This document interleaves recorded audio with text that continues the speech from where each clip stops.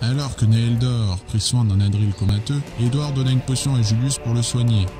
Puis, avec Arador, ils se séparèrent pour explorer de petites bâtisses. L'une était la cuisine et l'autre servait de réfectoire. C'est dans cette dernière, inspectée par Arador, qu'un tas de cadavres était empilé. Berk, répugnant. Ça doit être les gardes qui se sont battus. Il y en avait combien? Il y en avait une dizaine, mais Andrea n'y était pas. Ils ont sûrement dû faire des prisonniers. En effet, en allant dans les tours, ils découvrirent les gardes et Andrea.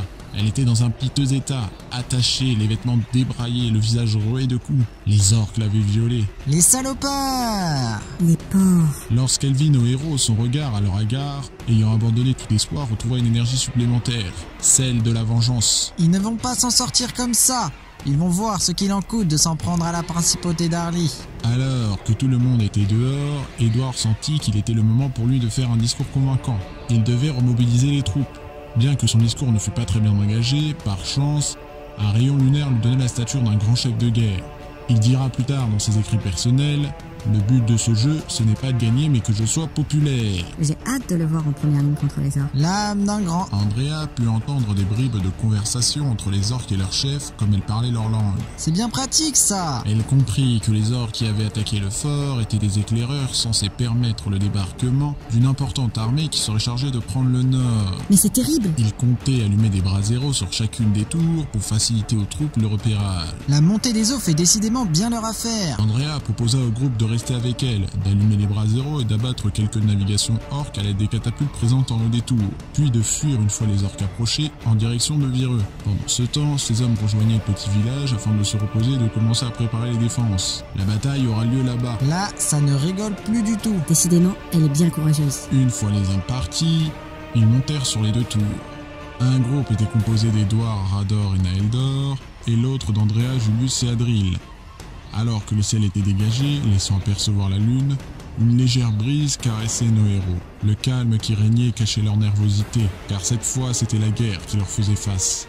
L'attente leur parut de plus en plus longue, quand soudain, ils virent des ombres apparaître au loin. J'en ai la chair de poule. Il ne faudrait quand même pas qu'ils se crèment maintenant, on venait juste de commencer à les apprécier.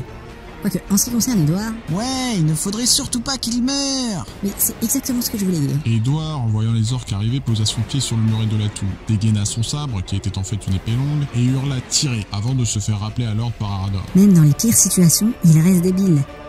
Impressionnant. Bah toi qui voulais qu'ils soient en première ligne face aux orques. Arador chargea accidentellement Edward dans la catapulte. Heureusement, Naeldor lui fit remarquer. Ouais, accidentellement. C'est dommage, ça aurait été son acte le plus chevaleresque depuis qu'on le connaît. Après avoir tiré quelques coups de catapulte, ils partirent en direction de Vireux pour préparer les défenses. La guerre va commencer. Ils arrivèrent vers 6 h du matin et passèrent toute la journée à renforcer le village. En fin d'après-midi, ils purent apercevoir des orques rôder aux abords de la forêt.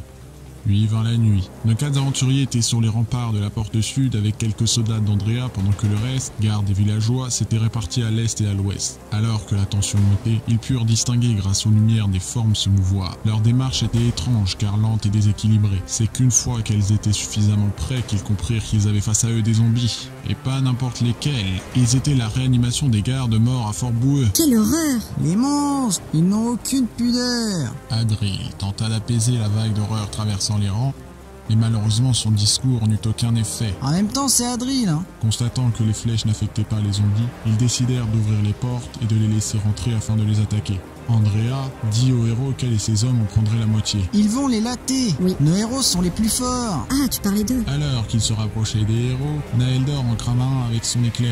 Edward et Adril ont fait des dégâts superficiels alors qu'Arador en entailla un, mais il prit un violent coup en retour. Ils ont tous réussi leur coup. Je n'aurais jamais pensé voir ça de mon vivant. Calmez-vous, ça ne va pas durer. Edward et Arador ont en effet raté leur attaque. Naeldor, lui, s'en prenait un nouveau, tandis qu'Adril sortit sa dague. Edward reçut quant à lui une petite blessure. Ils réussirent ensuite tous leur attaque. Une deuxième fois, mais c'est incroyable. Même si les dégâts d'Edward furent pitoyables. On n'allait pas trop en demander. Les zombies, eux, ratèrent leur coup. Naeldor et Arador achevèrent ensuite chacun leur zombie respectif, tandis qu'Adril et Edward, concentrés sur le même zombie, furent tout aussi minables. Heureusement, les morts-vivants n'étaient guère réactifs. Finalement, Edward réussit à abattre le zombie. Il aime bien faire durer le suspense. Oui, on va dire ça. En ce qui concerne le dernier zombie, ça aura été long. Bien que Naeldor entama le travail, Edward mit encore un coup d'épée à côté. Adril fit durer le plaisir et Arador découpa l'air. Finalement, le zombie mourra de lui-même voulant stopper cette torture interminable. Des héros. Ouais, y a pas à dire. Je dois bien avouer que cette fin n'honore pas le courage de nos héros.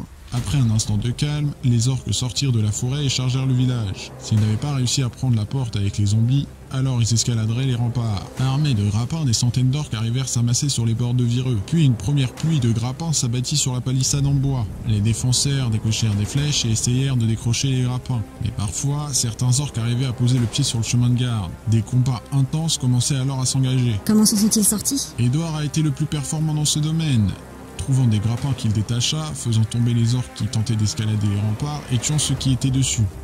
Arador et Naeldor s'en sont bien sortis. En revanche, ça a été plus compliqué pour Adril. En même temps, c'est un mage. Demander à un type en robe de chambre de faire face à une armée...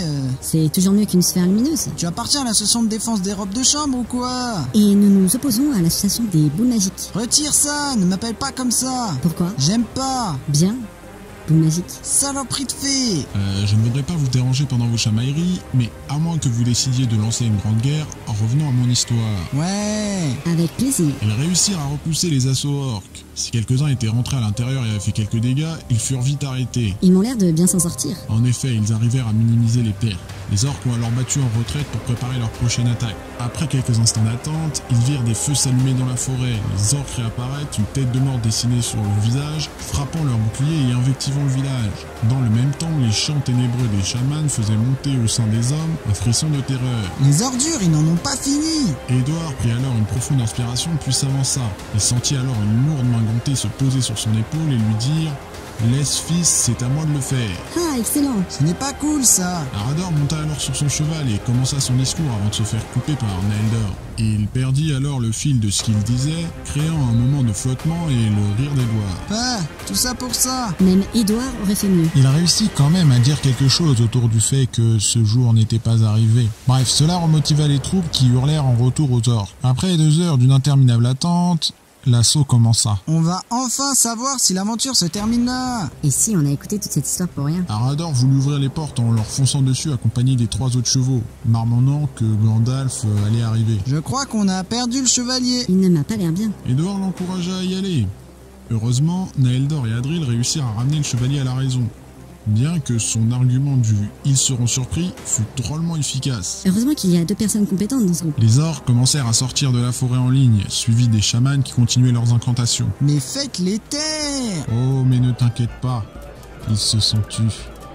Et c'est à ce moment-là que les cadavres orques qui jonchaient le champ de bataille s'animèrent.